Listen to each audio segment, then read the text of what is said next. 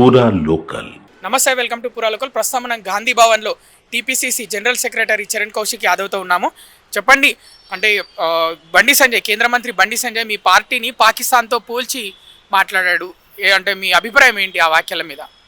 అంటే భారతీయ జనతా పార్టీ ఎలక్షన్లు వచ్చినప్పుడు వల్ల పాకిస్తాన్ ఇండియా గుర్తొస్తుంది.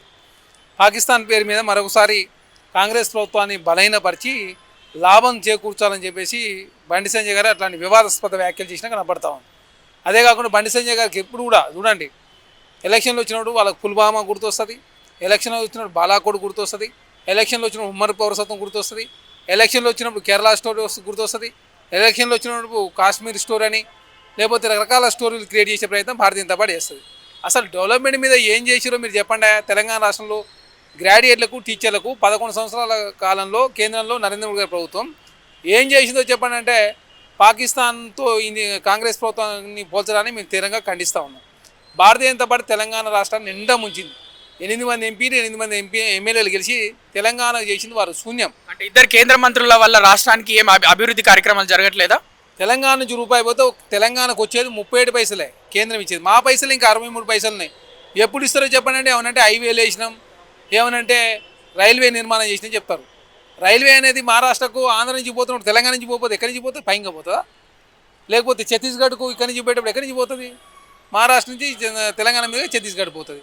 జాతీయ రహదారులు అనేవి ఓన్లీ ఈ జాతీయ స్థాయిలో అన్ని రాష్ట్రాలు మేము పోయే దానిలో భాగంగా ప్రాసెస్లో భాగంగా వచ్చిన నిధులని తెలంగాణకు మేము 1,05 కోట్లు ఇస్తున్నామని చెప్పేసి బండి సంజయ్ గారు అబద్ధాలు మాట్లాడుతూ ఉన్నారు.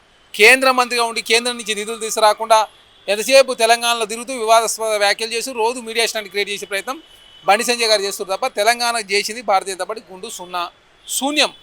ఎమ్మెల్సీ ఎన్నికల్లో బీఆర్ఎస్ పార్టీ, బీజేపీ పార్టీ కలిసి పోటీ చేస్తున్నాయని మీరు భావిస్తున్నారా? ఇవాళ ఎన్నికలు కూడా జరిగాయి కరీంనగర్ ఎమ్మెల్సీ గ్రాడ్యుయేట్కి. అంటే ఏ విధంగా ఉండబోతుంది? గెలవబోతున్నారా? కైవసం చేసుకోబోతున్నారా సీట్ని? ఖచ్చితంగా గ్రాడ్యుయేట్ ఎలక్షన్లో కాంగ్రెస్ పార్టీ గెలుస్తూ ఉంది. భారతీయ జనతా పార్టీ ఏంటంటే బీఆర్ఎస్ పార్టీ భారతీయ పోటీ చేస్తే కాంగ్రెస్ పార్టీ సునాయాసం గెలుస్తుంది. కాబట్టి బీఆర్ఎస్ పార్టీ పోటీ చేయకుండా భారతీయ జనతా పార్టీ సహకరిస్తూ ఉంది. ఏమన్నా మేము తెలంగాణలో పుంజుకున్నాం, కాంగ్రెస్ పార్టీ వ్యతిరేకత వచ్చింది, కాంగ్రెస్ పార్టీని చీదరిస్తున్నారని చెప్పి కేసీఆర్ గారు మాట్లాడారు. మరి ఎందుకు పోటీ చేస్తారే?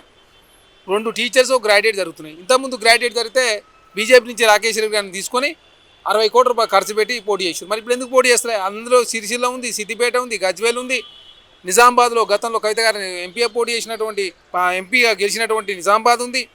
నార్త్ తెలంగాణలో మాకు బలం ఎక్కువ అని చెప్తారు, మళ్ళీ ఇప్పుడు పోటీ చేస్తలేరు. ఎందుకు పోటీ చేస్తున్నారంటే ఎంపీ ఎమ్మెల్యే ఎలక్షన్కి 50 లక్షల ఓట్లు తగ్గినాయి. ఇప్పుడు పోటీ చేస్తే బీఆర్ఎస్ పార్టీ డిపాజిట్ కోల్పోతే చాలా అధ్వానమైన పరిస్థితి ఉంటుంది. కాబట్టి పోటీ చేయకుండా భారతీయ జనతా పార్టీ సహకరించే ప్రయత్నం బీఆర్ఎస్ పార్టీ చేస్తుంది. ఎస్ఎల్బీసీ శ్రీశైలం టన్నెల్ ఏదైతే ఉందో కాంగ్రెస్ ప్రభుత్వం లేటు చేయడం వల్లనే, సహకార చర్యలు లేట్ చేయడం వల్ల ఈ పరిస్థితి వచ్చిందని విపక్షాలు విమర్శిస్తున్నాయి. విపక్షాలకు పని లేదు, పాట లేదు. ప్రాజెక్టు మీద రాజకీయం చేసేసి మానుకోవాలి. మీలాగా కాళేశ్వరం పూర్తయిన 2 సంవత్సరాలకే కూలిపోలే, లేకపోతే కుంగిపోలేదు, గేట్లు కొట్టుకోపోలేదు. ఇక్కడ ఏదైతే ఇది ఒక ప్రకృతి విపత్తి, అండర్గ్రౌండ్లో చేసే క్రమంలో జరుగుతున్నాయి, ప్రమాదాలు జరుగుతూ ఉంటాయి. గతంలో చండీగఢ్లో జరిగింది, ఉత్తరాఖండ్లో జరిగింది. కాళేశ్వరం కట్టేటప్పుడు కూడా చాలామంది ప్రమాదాల ద్వారా చనిపోయారు. ఆనాడు నాగార్జునసాగర్ కడుతుంటే 20,000 మంది కార్మికులు చనిపోయిన సందర్భం. ఇది అండర్గ్రౌండ్లో జరిగే క్రమంలో మట్టి అక్కడ వాటర్ ఒకేసారి రావడంతో కూలిపోయింది. కూలిపోయినప్పుడు 8 మంది కార్మికులకు అవతల సైడ్ ఉండడంతో వాళ్ళంతా అలా చిక్కుపోయిన సందర్భం. దాన్ని రాజకీయం చేస్తారు, ముఖ్యమంత్రి పోలే అంటారు. ముఖ్యమంత్రి ఏమైనా అడ్మినిస్ట్రేటివ్ మ్యాటర్ సంబంధించి ముఖ్యమంత్రి గారు ఉంటే త్వరగా పనులు పూర్తయ్యాయి. అది టెక్నికల్ సమస్య.